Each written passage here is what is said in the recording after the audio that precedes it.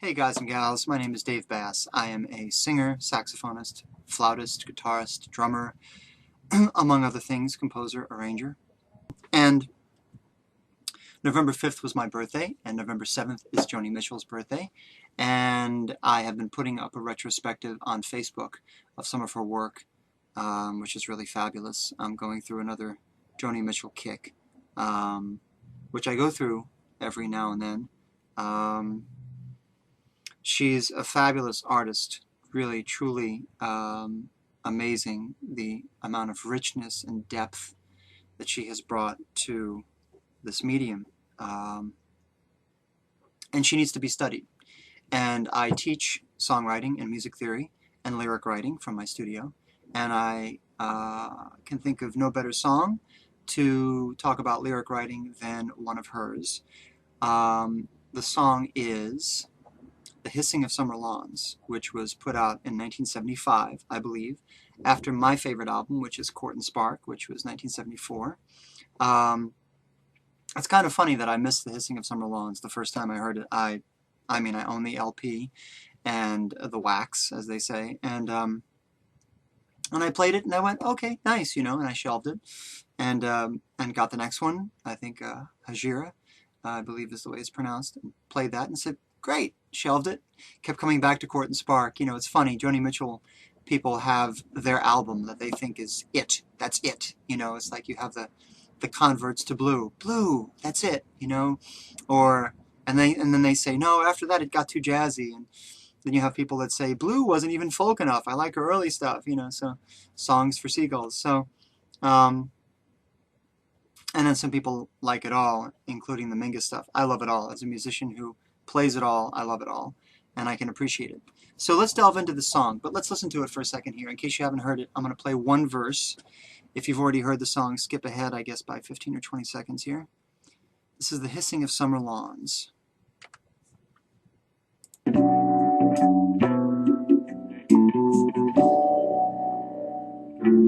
Bought her a diamond, he put her in a ranch house on the hill. She could see the valley barbecues from her windowsill. See the blues in the splendid sun, hear the scent of summer lawns. He put up a bar. Beautiful, huh? Beautiful. Put up a barbed wire fence to keep out the unknown, and on every metal thorn, just a little blood of his own. She patrols that fence of his to a Latin drum. Beautiful stuff. So let's go into this. Let's dig. Joni is a poet, a true poet in song. There are a few songwriters. Poetry is condensed. Poetry is very intense. It's like taking a gallon of water and distilling it into one drop, and that's it. So if writing a novel is, say, a 10-round boxing match, poetry would be a knockout in the first round. It's very intense, very compact, can often be very visual. And I believe that Joni, out of many, many great songwriters, is one of the very few who really aspired and really took lyrics, closer to the realm of true poetry than perhaps anybody else. Of course, there's Dylan and Paul Simon and James Taylor, and Peter Gabriel evokes nice imagery at times. There's lots of great, there's good players in this genre, but she really is on a very high level. So let's look at her work from a poetic standpoint. He bought her a diamond for her throat. Great imagery. Bam, she just hits you with it right out the gate, right? You don't really buy somebody a diamond for your throat. You buy a necklace, and the necklace hangs on your throat or below your throat. He put her in a ranch house on a hill. Great imagery. She could see the valley barbecues from her windowsill. Joni lived in LA, still owns a house here, in Laurel Canyon, and was firmly entrenched in the 70s scene in Los Angeles, and 80s and 90s. And the fact that she refers to Valley and barbecues, she could be writing about Los Angeles. She could be writing about the San Fernando Valley. This house could be, it could be in the Hollywood Hills overlooking Hollywood. We don't know, but she's hitting us with imagery right off the bat. Plus, you don't know who he is. You know, she's writing about a figure, and she's painting a picture in a sideways fashion. You're coming in through the side door, you know. He bought her a diamond for her throat. He put her in a ranch house on a hill. She could see the valley barbecues from her windowsill. This guy's got some money. You know, he's able to buy diamonds. He's able to buy a house. Fourth line, see the blue pools in the squinting sun. Hear the hissing of summer lawns. I love this. It's incredible. The sun does not squint. It's a personification of an inanimate object. It's another poetic device that's really beautiful. She doesn't have time to say, this woman watches the blue pools, and the sun is so hot that she squints, and she watches these pools from her windowsill. So she personifies the sun, the squinting sun. See the blue pools in the squinting sun, hear the hissing of summer lawns. Beautiful, right? Second A, he put up a barbed wire fence to keep out the unknown, and on every metal thorn, just a little blood of his own. Fantastic. She just kills you in 4 lines. 4 small lines, imagine that. She's painting a picture that's very intense. Okay, so he put up a barbed wire fence. Is it a literal barbed wire fence? Probably not. It would be unusual to see a barbed wire fence surrounding a ranch house anywhere, much less in Los Angeles. You'd more likely see a picket fence or some other sort of fence. So this is a metaphoric fence, metaphysical. He put up a barbed wire fence to keep out the unknown. He's saying, he's marking his ground. This woman is his possession. No other men better come around, right? And on every metal thorn, just a little blood of his own. He's working to keep this woman through his blood, sweat, and tears. She's a kept woman, and he intends to keep it that way, and he's working hard to make sure that happens. Now, keep in mind, this is interpretive, and of course, the interpretation is subject to the interpreter. But it's worth exploring these lyrics in further depth, because you can glean inklings of the fact that Joni really thought through what she was saying here. She didn't just throw a bunch of rhymes together, which is the problem that I have with a lot of modern songwriting. Even the better stuff out of the drivel that goes on pop radio today is, in my opinion, underworked. From a musical standpoint, from a craftsmanship standpoint, it's underworked. People get a rhyme, they make a story out of it, they get a rhyme, the first rhyme that works, and they go, okay, fine, and they move on. You have to understand that the writers like Joni were well-read, well-thought, well-conversed. They observed the world in a very detailed fashion, and they were aware of art in other arenas. They were aware of the best literature. They were aware of the best visual painting. They were aware of ballet. They were aware of other things in other genres. They weren't ignorant. And they strove to keep themselves, to make their craft ever richer and ever deeper. She patrols that fence of his to a Latin drum and the hissing of summer lawns. She patrols that fence of his to a Latin drum. She's the one who also keeps other men away. She's the one who guards her own property, his property. To a Latin drum, we don't really know what this means. This could be something as trite or pedestrian as maybe when Joni was inspired to write these lyrics, she heard Latin music. Maybe she imagines the protagonist, the woman in the writing, to be of Latin origin. A lot of streets and towns have Latin and Hispanic names in Los Angeles. We don't really know what that means. And Joni, of course, is being usually tight-lipped about any further interpretation of her work. and the hissing of summer lawns.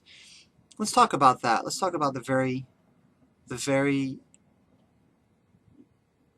connotation of the hissing of summer lawns. Do summer lawns hiss? No, they do not. What hisses? Well, in narcissistic Los Angeles, where people are very concerned about their front lawns, they make sure they're well manicured, and as a result, many of them have sprinklers. Is the sound that a sprinkler would make, very much like a rattlesnake, or a steady sprinkler would sound like a hiss. Furthermore, the whole idea of hissing, you have to pull from a lot of sources here. Joni does most of the artwork of her albums. You look at the artwork, there's a bunch of what appear to be natives carrying a giant snake over a green lawn.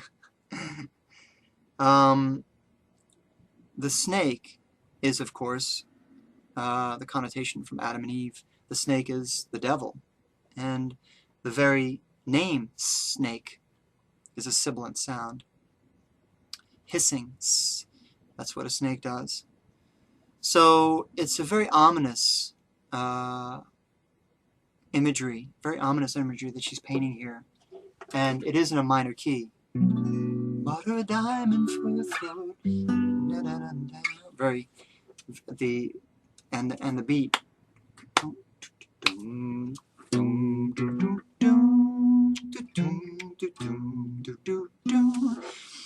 It's a very foreboding, ominous, pulsing sort of a rhythm. So that's the two A sections, if we're talking about form, verse and verse. Then we come to the bridge. Darkness. She just hits you with it, boom, right there from the front. Darkness. Wonder makes it easy. Darkness with a joyful mask. Darkness. Tubes gone. Darkness, darkness, darkness. No color, no contrast. She's painting a pretty dark picture here. Darkness, wonder makes it easy. Whose wonder? Is it his wonder? Is it her wonder? Is she wondering what it would be like to not be a kept woman? Is she wondering what it's like to be out on her own? Is she wondering what life is like down below her as she's looking out of the window and seeing the valley below with the barbecues and the blue pools? And why would it make it easy and not difficult for her to be kept? Maybe she knows how difficult it is out in the world, and so it's easier for her to be a kept woman than to go out and make her own way. Darkness with a joyful mask. This woman is pretending. She's smiling, and she doesn't feel it. Just like the Smokey Robinson song, the one that Stevie Wonder wrote for Smokey, Tears of a Clown. Smokey pulls from an old tale, Pagliacci. Just like Pagliacci did, I try to keep my sadness hid. He smiles, in spite of the fact that he's extraordinarily sad, at seeing his lover have an affair with someone else. This woman is wearing a mask. With a joyful mask. Darkness. Tubes gone. Darkness, darkness, darkness. No color, no contrast. I love Joni. I just fucking love her. She's incredible. Tubes gone. What is she referring to? Is she referring to the television? What happens when you turn off a TV in a room? The whole room goes dark. And furthermore, what does the TV represent? TV represents entertainment, right?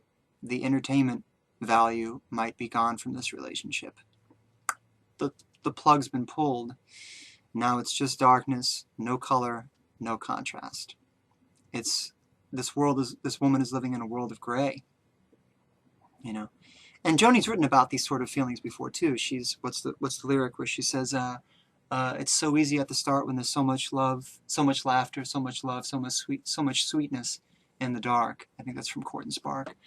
So she's well aware of the honeymoon phase in a relationship, but something's gone awry in this one. It's a dark. She's not just a kept woman. There's some heart of darkness going on here. Okay, that's the bridge. Now we have two more A sections to go. So the form is AA, B, AA. Third A. A diamond dog carrying a cup and a cane. Now, I went and did some research on diamond dog, the word diamond dog, because I didn't know what it meant. The only thing I could find was that David Bowie had written an album called Diamond Dogs in 1974, which was the year before this one came out. And in that album, Bowie is creating a modern-day version of George Orwell's 1984, which is a very dark novel about totalitarianism and about the whole world being basically kept in a prison. So she says a diamond dog. So who is she referring to? Diamond dog carrying a cup and a cane, looking through a double glass, looking at too much pride and too much shame. I think she's talking about the man in this story. I don't think she's talking about a third party. I think she's talking about the man involved in this relationship. It's also interesting to note that dogs usually connotate the male gender, and cats connotate the female gender in some countries and languages, so on and so forth. A diamond dog carrying a cup and a cane. So a diamond dog, someone who's a totalitarian type of person, perhaps, carrying a cup. Is he an alcoholic? Is he a drinker? And a cane, is he an older gentleman? Does the cane signify age? Looking through a double glass. I love the way Joni says this. It couldn't just be a regular pane of glass, it's a double glass, right? Looking at too much pride and too much shame. Two separate qualities, pride and shame, that don't often get used together. And could this be the double glass that he's looking through, right? The last time we saw someone looking through something in this poem was earlier. She is looking out through a windowsill. Now he's looking out through a double glass at too much pride and too much shame. Why pride? Is this a self-made man? Is this a guy who says, I did it on my own? You know, he's probably rich, obviously. He can afford diamonds and a house, right, on the hill in Los Angeles, which is worth a fortune. And too much shame. What is he ashamed about? We don't know. Next line. I love this next line. There's a black fly buzzing. There's a heat wave burning in her master's voice. Oh, take them one at a time. There's a black fly buzzing. What do black flies connotate? Connote? Connotate? The fly is a connotation of evil in ancient literature. In fact, one of the names for the devil was Beelzebub, Lord of the Flies. And if you go back to the plagues in the Old Testament, I believe flies was one of the plagues. A lot of times flies accompany something that is very ominous and dark. In Joseph Conrad's Heart of Darkness, the fly symbolizes evil. Flies usually surround dead bodies. So there's some darkness going on here. There's a black fly buzzing. It also symbolizes death. In this case, probably a spiritual death, not an actual death. You know, there's death spiritually in this house. There's a black fly buzzing. There's a heat wave burning in her master's voice.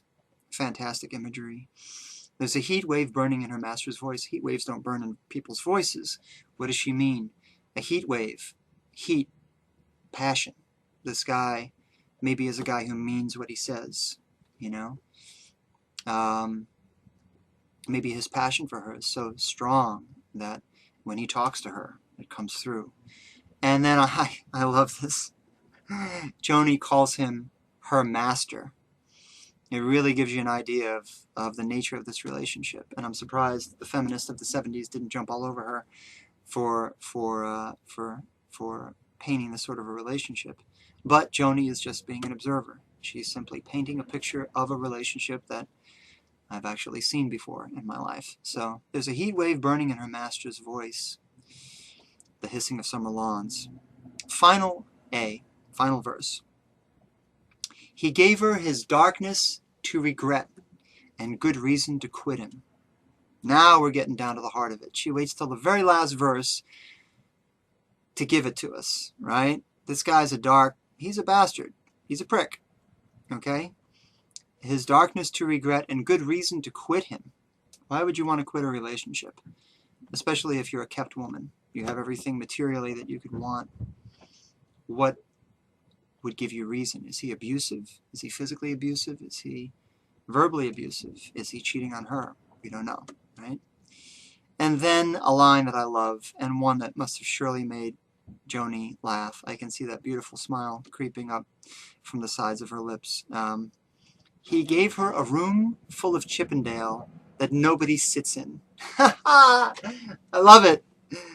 She's making fun of the materialism of Los Angeles, America, the world. She's really making fun of this. She's making fun of the ridiculous ways that we go about distorting our lives, and spending undue amounts of time and energy and money to impress other people. So here this guy gives her a room full of Chippendale, but nobody sits in it. It's great.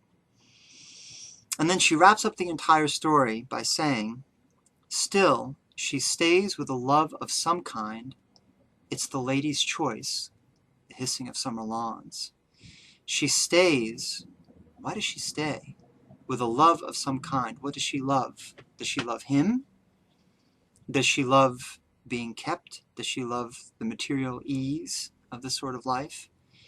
And then Mitchell just backs off. She's just an observer. She says she stays for some reason. It's her choice. The hissing of summer lawns. Really quite fantastic. Really an amazing. I'm just shocked that I'm shocked at a number of things. I'm shocked that anyone would say that, when all is said and done, that she may be ranked as one of the greatest female songwriters of the late 20th century. Just like, wow, what a doofus. Let's take out the word female and let's take out late 20th century. Let's just say one of the greatest, maybe ranked as one of the greatest, if not the greatest. Okay, I don't think there's anyone who has striven to make music real poetry, really push it to its nth degree. In fact, Joni very often bends the music around her stories, and that's what's so interesting about her. Her sentence syntax isn't exact, like, let's say, someone like an Irving Berlin, who writes beautiful stuff. How much do I love you? I'll tell you no lie. How deep is the ocean? How high is the sky? How many times a day do I think of you? How many roses are sprinkled with dew? Almost every single syllable lines up. She is all over the place. She pulls major syllables into a verse. She stretches them out. To her, the story is primary, and this poetry that she's using to unveil the story is primary, and the song gently bends and unfolds around the story. Really phenomenal. In terms of musically, it's interesting. She starts in the key of B minor. I just put away the lyrics. Bought her a diamond for her throat. She walks down, right? A ranch on a hill. She walks down again. Da da da da da da da. Da da da da da. Then she walks back up. Da da da da da. She walks back up. Da da da da da. Hissing of summer lawns. Then she goes, when she finally resolves this whole thing, the key of B minor is the relative minor key of D. That's where you would normally go. She goes to D, but she doesn't go to D major. She goes to D minor. Okay? Darkness, darkness, darkness. Beautiful. Then there's a little musical interlude where there's no lyrics. And And by the way, that bridge where she goes, darkness, darkness, darkness, is polyphonous. There's many voices happening at the same time. She has a choir singing sort of a call and answer, almost like a Greek play, you know. They call, she answers, they call, she says, no tube, no color, no contrast, right? Then she goes into this interlude, which she starts in when did she start this? D minor, right, where she left off. And then she walks down again to B flat, right? Takes a little detour to E flat, comes back to D minor. Then she walks down again in a different way to B half diminished, right? And then she resolves that where it's supposed to go, and that takes her back to where it's supposed to go, resolves it, and then she winds up back where she started. So it's interesting that she's using a very simple walk down progression, but she's using it in a very, very crafty way. And, you know, if you take a progression and you walk down so far, you start pulling away from the initial tonal center that you started with. And you have to start thinking, how do I get back to where I started? And she successfully navigates that. It's very beautiful.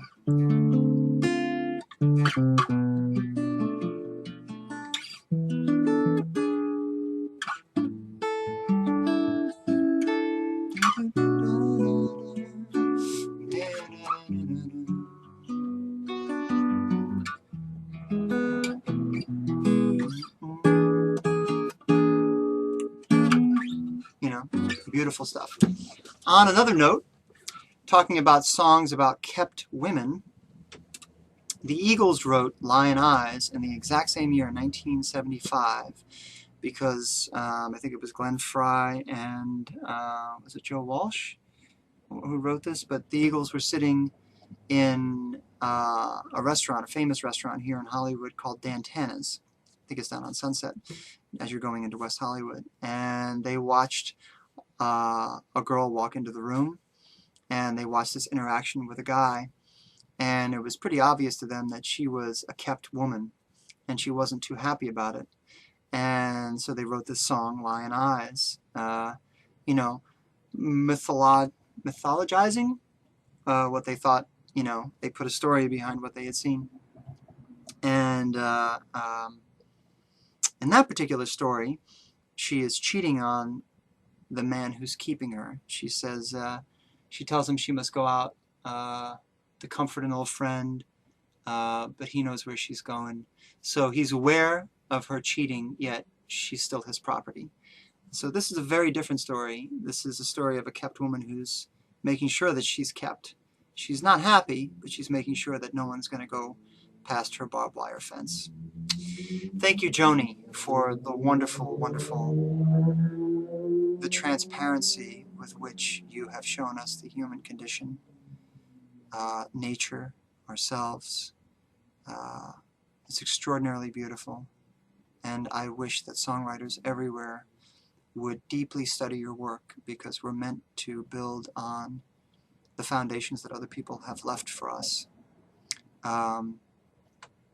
You know, without Hank Williams, there is no Joni Mitchell. Without Charlie Parker, there is no Joni Mitchell. So it's very. I hope that her work is not lost, and I hope it's studied, and I hope that some more people come and study music theory and songwriting and lyric writing with me, or if not, with somebody, or be autodidactic, study on your own. I don't think Mitchell was formally trained, you know. Everybody gets their knowledge through however they get it. If it means you simply dive in and dig deep, then dig deep. Thank you, Joni. Happy birthday.